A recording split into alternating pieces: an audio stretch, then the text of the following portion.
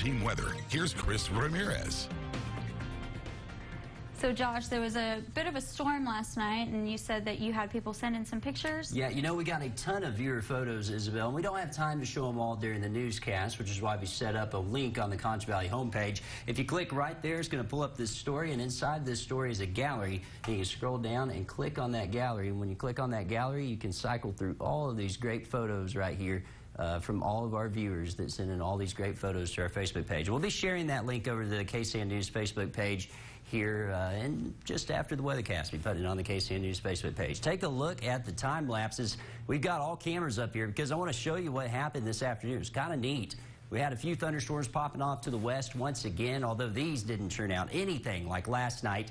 They just did some cool things to the sunset. If you look really closely, there's that storm there in the distance. It kind of skipped my pause point. What I was going to show you is it bent the sun's rays around it and illuminated the clouds to the south. It was really neat. We got a few photos of that sent to us too. We just don't have time to go over it. And once again today, another day where we had more than 5 hours in the triple digits and more than 3 of them above 105. That's why we had that heat advisory in effect. And it really topped out with some really warm temperatures. Got to a high of 107 today, tying the record from 1928. We should be at 93 this time of year. We also started off the morning pretty warm at 79 degrees. It's going to be hot again tomorrow, though we won't see this above 105-degree heat. Still going to be pretty warm. 93, your current temperature at Mathesfield. It feels like 92 with your humidity at 30%, and your winds are out of the south-southeast at 16 miles per hour. Like I said, it's not going to be as hot tomorrow. It will still be hot, though. We won't see any storms. They'll start to calm down as we go through the week. It's going to be hot, and yeah, still going to be hot. Not really going to see the weather change very much. We've got one thunderstorm currently up here towards Sterling City that's really dying. It did have the potential to produce some nickel-sized hail when it was over Mitchell County, but now really starting to die off, and it should be a pretty calm night, although it will be a warm night. Currently, we're in the 90s, 93 in Sterling City, 90 in Ozona, 87 in Menard, and 87 in Brady. We've got those dew points still hanging around, although more drier air is trying to work in, and as that dry air works in from the west tomorrow, once again,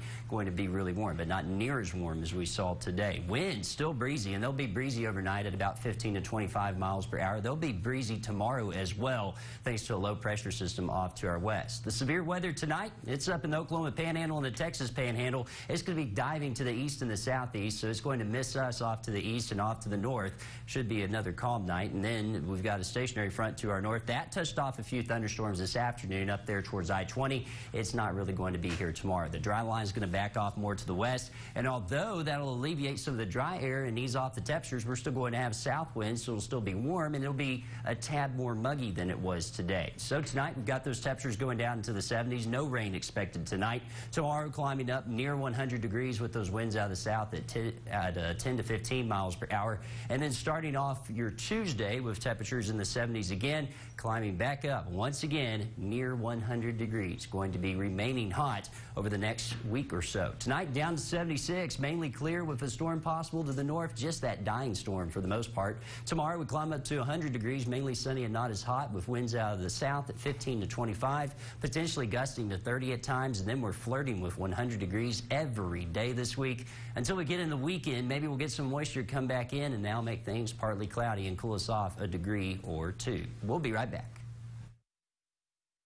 At Mitchell Toyota, it's all about putting our customers